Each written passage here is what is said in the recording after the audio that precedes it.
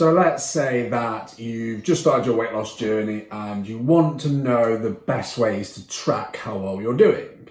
Because there are a lot of different ways, right? And I think this can be important to get right, just so that you can see that you're making good progress and you're heading in the right direction. So, and we know that things like the scale can be a bit finicky. Maybe should we measure our body fat or not? And I just want to dive into a few topics and just basically show or tell you the ways that I get my clients to track their progress, basically. Because we know that, for example, the scale can be frustrating, right? It can be shooting up and down. It can fluctuate for so many reasons, and a lot of which aren't really in our control. And it's for one of these reasons that I recommend that you have multiple ways of tracking your progress. Because if you only have one, you might not see progress. Whereas if we have a few and we can look at them, you might see that they tend to move independently of each other sometimes. So you might not see progress in one, but you may see progress in another. And that's why having multiple ways of tracking our progress is so important. And I tend to get my clients to use three different methods: the scale, measurements, and photos, for various reasons, which I'll get into a bit, but also just because they're quite simple and they're very easy. Well, everyone can do them, basically. They're very quick and easy to do. So we get, there's a lot of people sort of get a bit angry at the scale and say, oh, this and that. And like I said before, your weight can fluctuate for so many reasons. I mean, your weight could fluctuate 3 to 4 pounds over a day, and then from day to day too.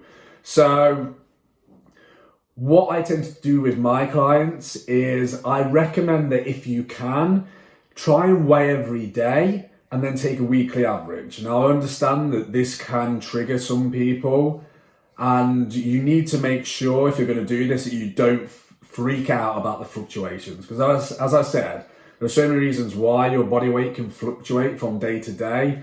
It's mainly just water weight.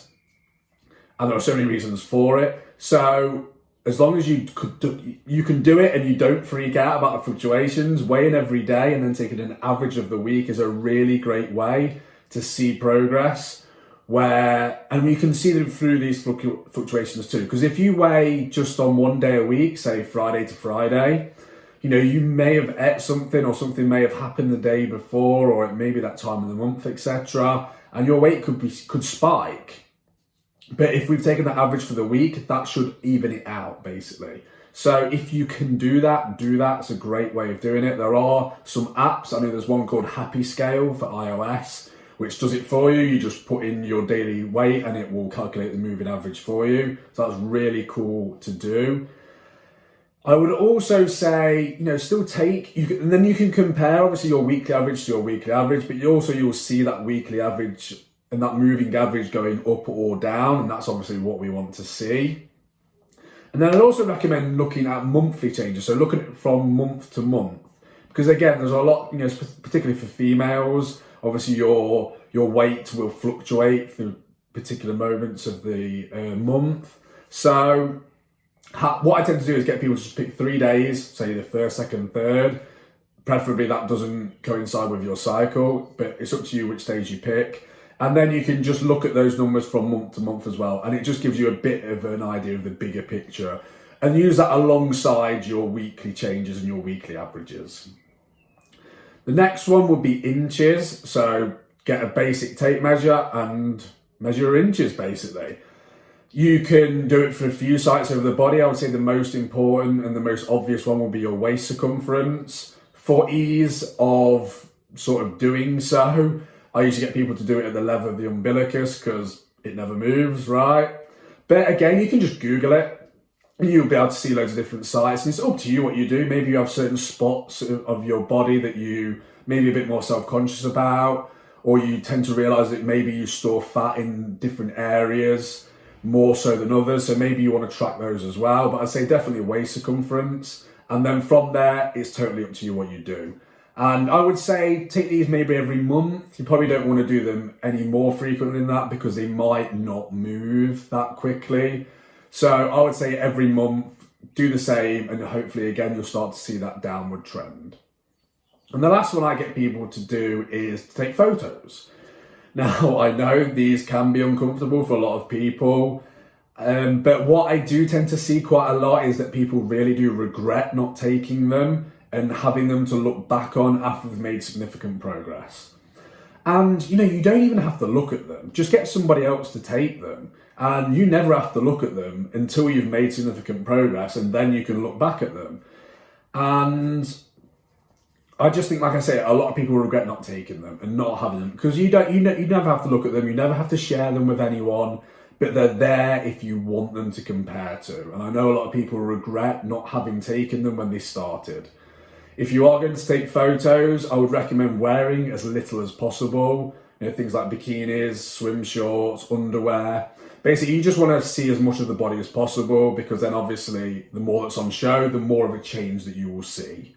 So they're basically the three that I recommend. I know a lot of people ask me about body fat and testing your body fat.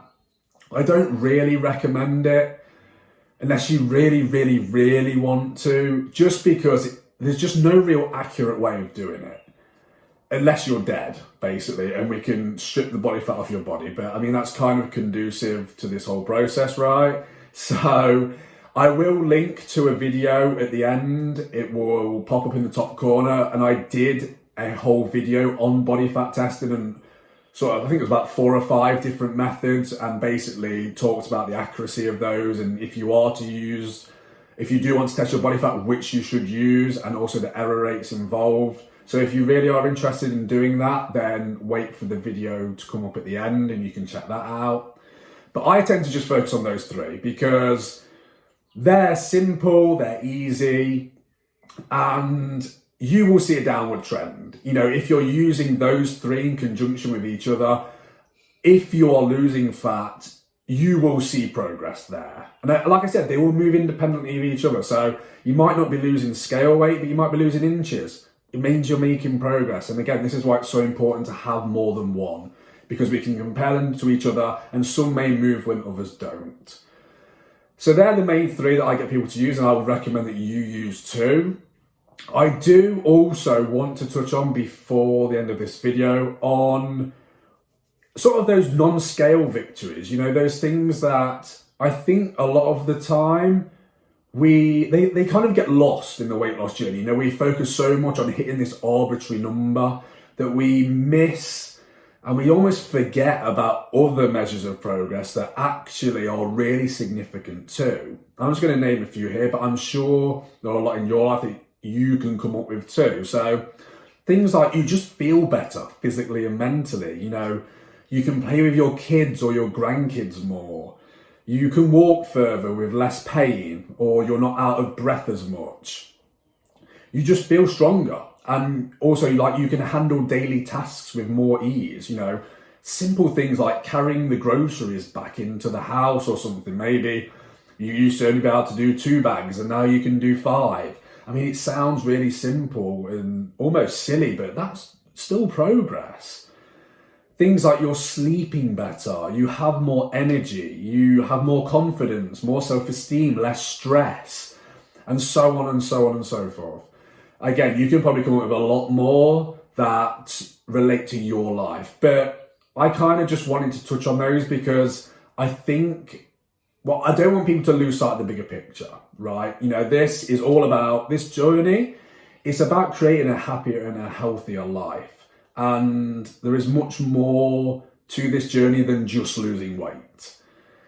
And again, I think those things that I mentioned there, they just get lost when we're chasing those numbers, and they are all huge results, and they are all fantastic signs of progress. So again, don't lose sight of that bigger picture when we're chasing that arbitrary number.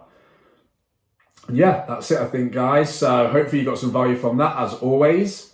If you did, please feel free to interact on the videos. I always appreciate it. Hit the like, drop a comment, anything that you've thought, anything that may have resonated with you, anything you've tried, anything that you're going to try that I've mentioned. Whack it all in, it's always cool to see. Make sure you subscribe. There should be a button in the top corner of the video. make sure you subscribe to that because videos are becoming thick and fast now. So make sure you get an alert on that. And that's about it, guys. So again, hopefully you enjoyed that. Hopefully you got some value from that. Please do share with me if you do, because it's always great to hear. Thank you very much, as always, for tuning in, and I shall see you on the next video. Thank you.